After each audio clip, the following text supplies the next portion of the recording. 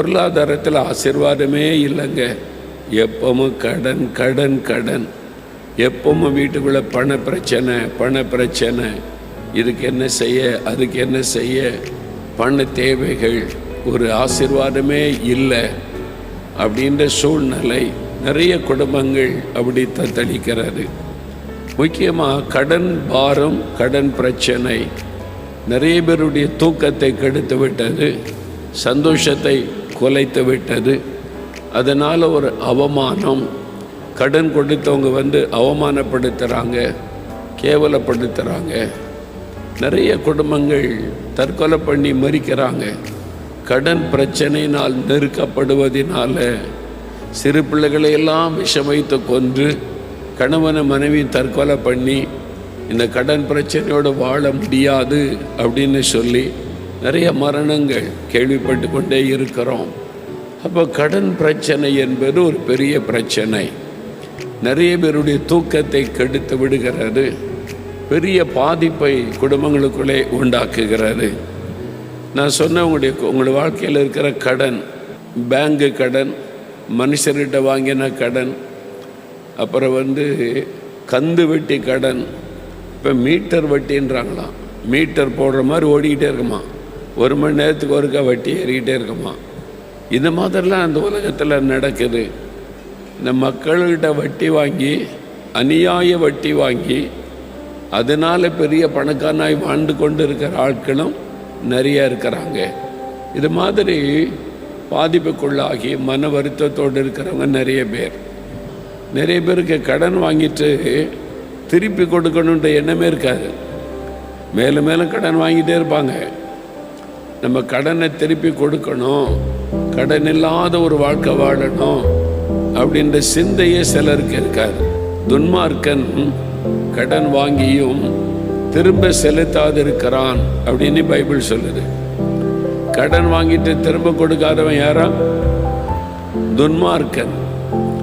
துன்மார்க்கனை ஆண்டவர் ஆசீர்வதிக்க முடியுமா? அதனால நிறைய கிறிஸ்தவ குடும்பங்கள் கூட ஆசீர்வாதத்தை இழந்து நிற்கிறாங்க. ஏன்னா வாங்கின கடனை திருப்பி கொடுக்கணும்னு சிந்தை இல்லை. அரசாங்கம் நிறையா கடன் அறிவிக்கிறாங்க. கல்வி கடன், விவசாய கடன், அது மாதிரி பல கடன்கள், சிறு தொழிலுக்கான கடன்.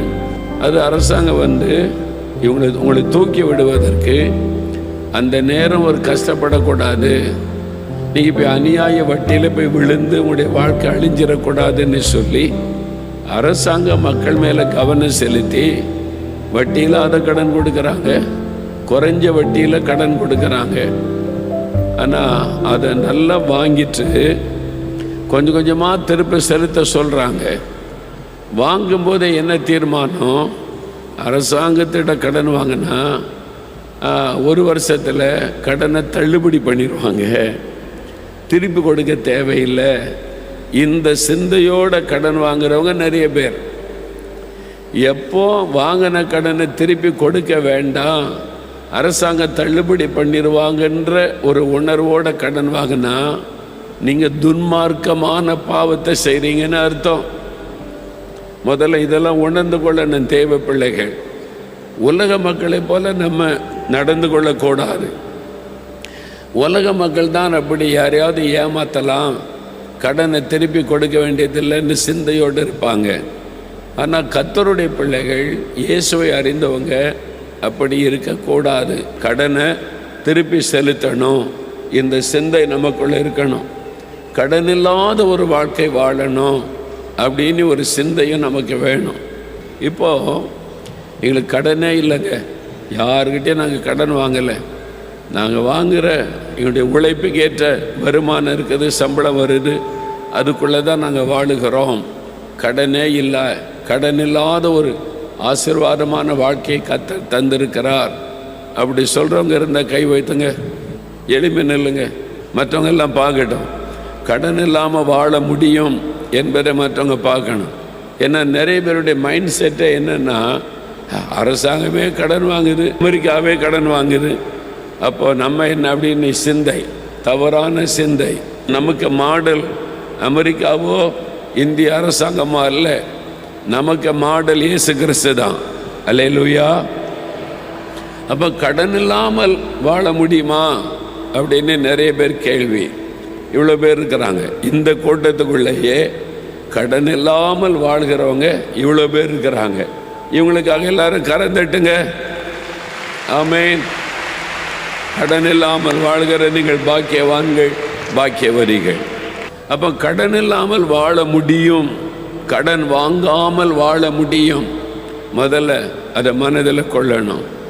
இந்த பில்டிங் கட்டும்போது, தேவனுடைய வீடு கட்டும்போது, நம்ம இயேசுவுடைய ஊழியத்தில் பில்டிங் கட்டுறோம்ல, இவ்வளோ கட்டியிருக்கிறோம். ஒரு பில்டிங் கட்டினாலுக்கு நிறைய பணம் தேவை இருக்கும். ஆண்டவர் கொடுக்க கொடுக்க நாங்கள் கட்டுவோம். அந்த விசுவாசத்தோடு தான் எல்லாம் ஆரம்பித்தோம். இந்த பில்டிங் கட்டும்போது கூட பேங்க் மேனேஜர்ஸ் நமக்கு இயேசுடைய ஊழியம் பேங்கில் அக்கௌண்ட் இருக்கிறார். பேங்கில் பணம் போட்டு தான் பயன்படுத்தணும். அது அரசாங்க ஒழுங்கு, அதன்படி தான் நம்ம செய்கிறோம். பேங்க் மேனேஜர்ஸு என்னை தேடி வந்தாங்க நம்ம ஆஃபீஸுக்கு. பிரதர்கிட்ட ஒரு அப்பாயின்மெண்ட் வாங்கி கொடுங்க அப்படின்னு. பேங்க் மேனேஜர்ஸ் பார்க்கணுமா அப்படின்னு 2 பேங்க் மேனேஜர்ஸ் தனித்தனியாக வந்தாங்க. உட்கார வச்சு பேசினேன், என்ன விஷயம் என்பதாக. எல்லாம் பேசிட்டு, இவ்வளோ பில்டிங்லாம் கட்டுறீங்க, நிறைய பணம் தேவை இருக்கும், உங்களுக்கு எத்தனை கோடினாலும் எங்கள் பேங்க் லோன் கொடுக்க ரெடியாக இருக்குது, கடன் கொடுக்க நாங்கள் ரெடியாக இருக்கிறோம்.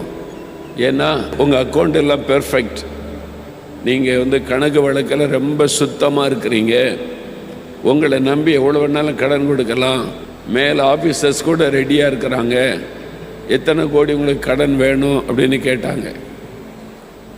வீடு தேடி வந்து, ஆஃபீஸ் தேடி வந்து எவ்வளோ கடன் வேணும், எத்தனை கோடி வேணும் தர்றோம் அப்படின்னு சொல்கிறாங்க. ஆனால் வட்டியெல்லாம் கட்டணும், சும்மா தர மாட்டாங்க, வட்டியெல்லாம் கட்டணும். ஆனால் கஷ்டம் இல்லாமல் தருவன்றாங்கல்ல, அவங்களே வந்து நான் சொன்னேன், நாங்கள் கடன் வாங்கி கட்ட மாட்டோம், முழங்கால நின்று கட்டுவோம். நாங்கள் முழங்கால நின்று ஜெபித்து ஜெபித்து ஜெபித்து ஆண்டவரிடத்திலிருந்து பெற்று கட்டுவோம், கடன் வாங்க மாட்டோம் அப்படின்னு சொல்லிட்டேன் நான். ஆண்டவர் ஒரு பைசா கடன் இல்லாமல் இதெல்லாம் கட்டி முடித்து கொடுத்தார். ஆண்டவருக்கு ஸ்தோத்திரம், அல்லேலூயா. தேவனுடைய வீடு முதலாவது அது கட்டும் போது அப்படிதான். அப்போ ஆண்டவர் நமக்கு உதவி செய்ய ஆயத்தமாக இருக்கும்போது, நம் தேவைகளை சந்திக்க ஆயத்தமாக இருக்கும்போது, ஏன் நம்ம கடன் பிரச்சனைக்குள்ளே சிக்கி கொள்ளணும்? அதை நீங்கள் அறிந்து, கடன் பிரச்சனையாய் மாறிவிட்டது நிறைய பேருக்கு. அது மாதிரி. ஆனால் பிஸ்னஸ் செய்கிறோம், ஒரு வாகனம் வாங்குகிறோம், அதுக்கு லோன் போட வேண்டியது இருக்குதில்ல. நல்ல கவனிங்க, ஆண்டவர் ஒரு வாக்கு கொடுக்கிறார். உபாகமம் 28:12 வாசிங்க. ஏற்ற காலத்தில் உன் தேசத்திலே மழை பெய்யவும், நீ கையிட்டு செய்யும் வேலைகளை எல்லாம் ஆசீர்வதிக்கவும், கர்த்தர் உனக்கு தமது நல்ல பொக்கிஷசாலையாகிய வானத்தை திறப்பார். நீ அநேகம் ஜாதிகளுக்கு கடன் கொடுப்பாய், நீயோ கடன் வாங்காதிருப்பாய். நீ கடன் கொடுப்பாய், நீயோ கடன் வாங்காதிருப்பாய். இது ஒரு கட்டளை இல்லை. நீ கடன் வாங்கக்கூடாது அப்படின்னு கட்டளையாக ஆண்டவர் சொல்லவில்லை. நீ கடன் வாங்க மாட்டாய் என்பது வாக்கு தத்தம். நல்லா புரிந்து கொள்ளுங்க. ஆண்டவர் நீ கடனை வாங்கக்கூடாது என்று ஆண்டவர் கட்டளையாய் சொல்லாதபடி, நீ கடன் வாங்க வேண்டியதை வராதுப்பா, நான் ஆசீர்வதிக்கிறேன், நீ கடன் கொடுக்கிற ஆளாக இருப்ப, அது ஒரு ஆசீர்வாதம், வாக்கு தத்தம். இந்த வாக்கு தத்தத்தை நம்ம சுதந்திரித்து கொள்ளணும். ஆனால் சில சமயங்கள் ஒரு வியாபாரம் செய்கிறாங்க, வியாபாரத்துக்கு ஒரு வேன் வாங்கணும், 20 லட்ச ரூபா கையில் இல்லை, ஆனால் ஒரு 10 லட்ச ரூபா இருக்குது. 10 லட்ச ரூபா லோன் வாங்கினா நம்ம வேன் வாங்கி பிஸ்னஸ் பண்ணலாம். அப்போ என்ன பண்ணுவது? இது ப்ராக்டிக்கல் ப்ராப்ளம். வீடு வாங்கணும், சொந்த வீடு இல்லாமல் கஷ்டப்பட்டுக்கிட்டே இருக்கிறோம். ஒரு அப்பார்ட்மெண்ட் வாங்கிறதுக்கு ஒரு 15 லட்சம் 20 லட்சம் சொல்கிறாங்க. கிராமப்புறங்களில் 20 லட்சம், அதில் 25 லட்சம் ஒரு வீடு, சின்ன வீடு வாங்கணும். நம்மகிட்ட ஒரு 10 லட்சம் தான் இருக்குது, இன்னும் 15 லட்சம் அது வந்த பிறகு சேமித்து வாங்கலான்னா ஆயுச நாள் முடிஞ்சு போயிடும், இன்னும் 20 வருஷம் ஆகுமே. அப்போ என்ன செய்கிறது? ஒரு பைக் வாங்கணும், வேலை கிடச்சிட்டு, அது பைக்கு 1,4 லட்சம் 1,5 லட்சம்னு சொல்கிறாங்க. நமக்கு இப்போ தான் வேலை கிடச்சிருக்குது, மாதம் ஒரு 25,000 30,000 நமக்கு சம்பளம் கிடைக்கும். ஆனால் பஸ்ஸில் போகணும் அல்ல ஆட்டோவில் போகணுன்னா நிறைய செலவாகும். ஒரு பைக் இருந்தால் குயிக்காக வேலைக்கு போயிட்டு வரலாம். பைக் வாங்குகிற அளவுக்கு எங்கே இருக்குது? 1,5 லட்ச ரூபா, சில சமயம் 2 லட்ச ரூபா பைக்கு. 1,5 லட்சம்னே வைங்க, நம்ம சேமிச்சையில் 30,000 ரூபா இருக்குது, என்ன பண்ணுறது? இதெல்லாம் ப்ராக்டிக்கல் ப்ராப்ளம். அப்போ என்ன செய்கிறது? அது வாங்கினா வேலைக்கு போகிறது அவசியம், பிரயோஜனப்படும். இந்த வேன் வாங்கினா பிஸ்னஸுக்கு பிரயோஜனப்படும். பாதி பணம் இருக்குது, கால்வாசி பணம் இருக்குது, மீதி என்ன பண்ணுறது? அப்போ என்ன பண்ணலாம்? அது மாதந்தோறும் உங்களால் எவ்வளவு திருப்பி செலுத்த முடியும்?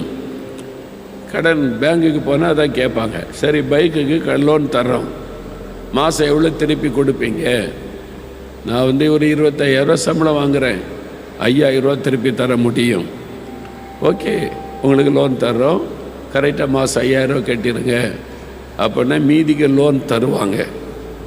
என்கிட்ட ஒரு 10 லட்ச ரூபா இருக்குங்க, 20 லட்ச ரூபா வேன், பிஸ்னஸ் பண்ணுறேன், மாதம் இவ்வளோ வருமானம் வரும், மாதம் எவ்வளோ கட்ட முடியும்? மாதம் ஒரு 50,000 கட்டிடலாம், அல்லது ஒரு 60,000 கட்டிடலாம். அது மாதிரினா எங்களுக்கு ஈஸி, சரி தருகிறோம். இதெல்லாம் நடைமுறையில் சாத்தியம். பிஸ்னஸ் பண்ணுறீங்க, ப்ராக்டிக்கலாக ஒரு வேலைக்கு போகிறீங்க. அப்போது சிலர் இது கூட வாங்க மாட்டேன், நான் விசுவாசத்தோடு இருப்பேன், கர்த்தர் தந்தால் தான் பைக் வாங்குவேன்னா அது உங்களுடைய விசுவாசம். உங்களுக்கு ஒரு வாய்ப்பு இருக்குது, இந்த வேலை செய்ததுனால மாதந்தோறும் கட்டிடலான்ற ஒரு தைரியம் இருக்குதுன்னா நீங்கள் ஜெபம் பண்ணி ஆண்டவர்கிட்ட கேட்டு கர்த்தர் உங்களுக்கு அனுமதி கொடுத்தால், சரி ஞானமாக செயல்பட உங்களால் முடியும் என்று சொன்னால் நீங்கள் வாங்கிட்டு மாதம் மாதம் கட்டிக்கிட்டே இருக்கீங்கன்னா கடன் பாரமாக இருக்காது, அது உங்களுக்கு பாரமாக மாறாது. லகுவாக கட்டிக்கிட்டே இருப்பீங்க, கட்டி முடிச்சிருவீங்க, அவ்வளோதான். 4 மாதம் கட்டலைன்னா 5ஆவது மாதம் ஆக்ஷன் எடுத்துருவாங்க, அப்போ அவமானம் வரும். அப்போ இந்த மாதிரி காரியெல்லாம் ஜெபம் பண்ணி யோசித்து நிறைய பேர் கரெக்டாக பேங்குக்கு லோன் கட்டிடுவாங்க. அப்போ அவங்களுக்கு பிரச்சனை இல்லை. சிலர் பிரச்சனை உண்டாக்குற மாதிரி நடந்து கொள்ளுவார், திருப்பியே கொடுக்கறதில்லை, வாங்குறதோடு சரி, திருப்பி கொடுக்கின்ற சிந்தையே இருப்பதில்லை, அவங்களுக்கு தான் பிரச்சனை. அப்போ நீங்கள் கடன் வாங்கலான்றீங்களா வாங்கக்கூடாதுன்றீங்களா? இப்போ உங்களுக்கு குழப்பம் வந்துட்டு இல்லை. நீங்கள் போய் எந்த காரியத்தையும் தேவனுக்கு தெரியப்படுத்தி ஜெபிக்கணும். நீங்கள் ஜெபம் பண்ணி அவசியமில்லாத பொருள் வாங்குவதற்கு லோன் வாங்கக்கூடாது. அவசியமில்லாத பொருள் வாங்குவதற்கு உங்களுடைய வாழ்க்கைக்கு தேவை, உங்களுடைய வாழ்வாதாரத்துக்கு தேவை, உங்கள் பிஸ்னஸுக்கு தேவை. நம்ம கொஞ்சம் நமக்கு ஒரு லோன் கிடைச்சதுன்னா ஈஸியாக நம்ம அதை கட்டி பிடிச்சிட முடியும் அப்படின்னு சொன்னால், அதில் உண்மையாக இருக்கிறவங்க இருதயம் உங்களுக்கு இருந்தால் நீங்கள் அதை வாங்கி அதை பயன்படுத்தி கொள்ளலாம், தவறு கிடையாது, அது பாவம் கிடையாது. ஆனால் எல்லாத்துக்கும் கடன் ஒரு 1000 ரூபா வேணும், பக்கத்து வீட்டில் போய் லோன் வாங்கிரு. இன்றைக்கி ஒரு 2000 ரூபா ஒன்று ஃபீஸ் கேட்ட, இந்த பக்கம் ஒரு லோன் வாங்கிரு. எந்த காரியத்துக்கும் யாருக்கிட்டையாவது போய் கடன் கொடுங்க நீ வாங்கி வாங்கி வாங்கி கடனை திருப்பியே செலுத்துறதில்லை. இந்த ஆள்கிட்ட கடன் வாங்கியாச்சா, இனிமே அவர்கிட்ட போகக்கூடாது, அடுத்த ஆள்கிட்ட கடன், எதிர் வீட்டில் கடன், தெருவில் இருக்கிற எல்லாத்துக்கிட்டையும் கடன், ஊரில் இருக்கிற எல்லாத்துக்கிட்டையும் கடன். இந்த பழக்கம் எந்த காரியத்துக்கும் போய் போய் போய் கடன் வாங்கி அவங்க தான் கடன் பிரச்சனைக்குள்ளே சிக்கி கொள்ளுவார். அப்புறம் எல்லோரும் இன்னும் இருக்குவாங்க, திருப்பி கொடு, நீ கடன் வாங்கிட்டு ஏமாத்துற அப்படின்னு சொல்லி. அப்போ இந்த பழக்கம் நல்லதல்ல, சரியானதல்ல. அது உங்களை எங்கே கொண்டு போய் விடும்னு சொன்னால், ஆண்டவரை விட்டு நீங்கள் விலகிடுவீங்க. இப்போ உங்களுக்கு ஒரு தேவை வருதுன்னு வைங்க, தேவை வந்தால் யார்கிட்ட கேட்கணும்? ஆண்டவர் சொல்லுகிறார், உனக்கு என்ன வேணும்? என் நாமத்தினாலே எதை கேட்டாலும் உனக்கு தருவேன் சொல்கிறார் ஆண்டவர். உனக்கு இந்த தேவை இருக்கிறா என்கிட்ட கேளு. பைக் வாங்கணுமா என்கிட்ட கேளு. வீடு வாங்கணுமா என்கிட்ட கேளு.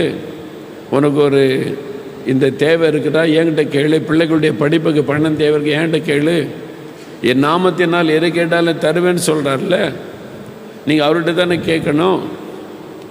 அது கேட்டு பார்த்தோம் என்ன அப்படின்னா கூரையை வச்சுக்கிட்டு ஆண்டவர் ராத்திரியே பணம் மூட்டையை போட்டுருவான்னு நினைப்பேன் நிறைய கிறிஸ்தவங்களுக்கு. ஜெபம் பண்ணி பார்த்தோம் ஒன்றும் நடக்கலை, அதனால் பக்கத்து வீட்டில் கடன் வாங்கிட்டேன். நீங்கள் சின்சியராக கருத்தாக ஆண்டவர்கிட்ட ஜெபிச்சிங்கன்னா அழகாக உங்களை வழி நடத்துவார். நீங்கள் இந்த பண தேவைக்கு என்ன செய்யணும் அப்படின்றத கர்த்தர் பேசுவார். நீங்களாக தீர்மானம் பண்ணி நீங்களாக சில காரியத்தில் கடன் வாங்கி திருப்பி செலுத்துன்ற எண்ணமே இல்லாமல் வாழ்ந்தீங்கன்னா அது உங்களுக்கு கடன் பிரச்சனை என்கிற நெருக்கம் அவமானத்துக்குள்ளே கொண்டு வந்து நிறுத்தும். எத்தனையோ பேர் பார்த்துருக்கிறேன், பிஸ்னஸ் செய்கிறவங்க சொல்லுவாங்க, பிரதர் கடன் இல்லாமல் பிஸ்னஸ் செய்கிறது கஷ்டம், அதனால் கடன் வாங்குவோம், கரெக்டாக செலுத்திடுவோம். உண்மையாக கடனை திரும்ப செலுத்தி பெர்ஃபெக்டாக தன்னுடைய பிஸ்னஸை கவனிக்கிற நிறைய பேர் எனக்கு தெரியும். அவங்களுக்கு கடன் கொடுத்துடணும்னு கொஞ்ச நாளில் கடனே இல்லாத ஒரு பிஸ்னஸுக்குள்ளே வந்துடுவாங்க. அப்புறம் கடன் வாங்க மாட்டாங்க. கொஞ்ச நாள் டெவலப் ஆகும் வரைக்கும் அதுக்கு தான் பேங்க் லோன் கொடுக்கறது. ஆனால் இவங்க மனுஷங்கிட்ட போய் லோன் வாங்கி எத்தனையோ வட்டிக்கெல்லாம் வாங்கி அந்த மனுஷர்களால் அவமானப்படுத்தப்பட்டு சொத்துக்களை இழந்து கஷ்டப்படுறவங்க நிறைய பேர். இப்போ உங்களுடைய வாழ்க்கையில் சிந்திச்சு பாருங்கள், முதல்ல இந்த கடன் பிரச்சனைக்கு என்ன காரணம்? அப்போ நீங்கள் யோசித்து பாருங்கள். நீங்கள் தேவனுடைய ஆலோசனை இல்லாமல் காரியத்தை செஞ்சீங்க, அதுதான் பிரச்சனை. இப்போ இந்த இவ்வளோ பில்டிங் கட்டியிருக்கிறோம், அங்கே கட்டியிருக்கிறோம், நிறைய பில்டிங் கட்டியிருக்கிறோம், எதுக்குமே லோன் வாங்கலைன்னு சொல்கிறீங்களே எப்படி அப்படின்னு கேட்டிங்கன்னா, எதுவுமே நான் ஆசைப்பட்டு நான் விரும்பி நான் பிளான் போட்டு கட்டலை. எல்லாமே தேவன் கொடுத்த பிளான். தேவனுடைய வீடுன்னு ஒன்று கட்டு, 3000 பேர் இருக்கிற மாதிரி ஜனங்க ஜெபிக்கணும், அதுக்கு இடம் நான் தர்றேன். இலவசமாக இடம் கொடுத்தார், அரிய நிலம். அப்போவே 45 வருஷத்துக்கு முன்னால் அதில் தான் தேவனுடைய வீடு கட்டப்பட்டார். அப்போ ஆண்டவர் நான் கேட்டேன், இதுக்கு நிறைய பணம் லட்சக்கணக்காக தேவைப்படும் ஆண்டவரே, நான் என்ன பண்ணுறது? நீ யார்கிட்டையும் கேட்க வேண்டாம், நான் தருவேன், நான் தர நீங்கள் கட்டுங்க. சரி ஆண்டவரே. அப்போது அவசரப்படலை, இவ்வளோ நாளைக்குள்ளே கட்டி முடிக்கப்படணும், அதுக்கு ஒரு லோனை வாங்கி இதை வாங்கி பேங்கில் போகலை. முழங்கால் போட்டு ஜெபம் பண்ணி கர்த்தர் கொடுக்க கொஞ்சம் கொஞ்சமாய் கட்டப்பட்டது தான் தேவனுடைய வீடு. அப்போது ஆண்டவர் சொன்னார், நான் தருவேன், வெயிட் பண்ணணும். ஆண்டவர் கொடுக்கிற வரைக்கும் வெயிட் பண்ணணும். என்கிட்ட என்ஜினியர் சொல்லுவாங்க, அடுத்து காங்கிரீட் போடணும் பிரதர், இவ்வளோ கம்பி வாங்கணும், இவ்வளோ பணம் ஆகும் அப்படின்னு கேட்பாங்க. எவ்வளோ கம்பி வேணும், எவ்வளோ சிமெண்ட் வேணும், எவ்வளோ ஜல்லி வேணும் எழுதி கொடுங்க. அதை வச்சு ஜெபம் பண்ணுவேன். ஆண்டவரே இவ்வளோ ஜல்லி வேணும், இவ்வளோ சிமெண்ட் வேணும், இவ்வளோ மணல் வேணும், இவ்வளவு கம்பி வேணும் அப்படிலாம் கேட்குறாங்க, நீங்கள் தாங்க. அதை வச்சு ஜெபம் பண்ணுவோம். கர்த்தர் அந்த தேவையை சந்தித்த பிறகு அந்த வேலை நடக்கும். அதுக்கு அடுத்த வேலை செய்கிறதுக்கு என்ஜினியர் வருவார். அடுத்த பூசணும், இதுக்கு இவ்வளோ செலவாகும், அதை எழுதி கொடுங்க. அதை தேவ சமூகத்தில் ஜெபம் பண்ண, ஆண்டவரே இப்படி சொல்கிறாங்க, இதெல்லாம் தாங்க, கர்த்தர் தருவார். அது செய்வோம். அப்படி தான் செய்திருக்கிறோம். அதே மாதிரி தான் தேவனுடைய கூடாரம். இதை கட்டும் போதும் நான் ஆண்டவர்கிட்ட கேட்டேன், இவ்வளோ பெருசாக கட்ட சொல்கிறீங்க, பணத்துக்கு நான் எங்கே போகிறது? கோடிக்கணக்கு ஆகும் ஆண்டவரே, அதெல்லாம் நான் கட்டி தருவேன், நீ உன் ஊழியத்தை செய்ய, நான் கட்டி தருவேன்னார். அதே மாதிரி இதற்கு நீ யோசித்து பாருங்கள். நம்ம திறப்பின் வாசல் ஜெபத்தில் மாதந்தோறும் இங்கே 40,000 பேர் கூடி வருவாங்க. திறப்பின் வாசல் ஜெபத்தில் கூட இந்த கட்டடத்துக்காக காணிக்கை எடுத்ததே கிடையாது. ஆண்டவர் சொன்னார், காணிக்கை எடுக்காத, சொல்லாத, என்கிட்ட விட்டுரு, நான் தர்றேன். விசுவாசம் ஒன்று, ஆண்டவருடைய வாக்கு தத்தத்தின் மேலே வைக்கிற விசுவாசம், அவருடைய வல்லமையின் மேலே வைக்கிற விசுவாசம். ரெண்டாவது ஜெபம். மூன்றாவது ஆண்டவருடைய வேலைக்காக பொறுமையாக காத்திருப்பது. இதான் நம்ம அறிந்து கொள்ள வேண்டிய சத்தியம்.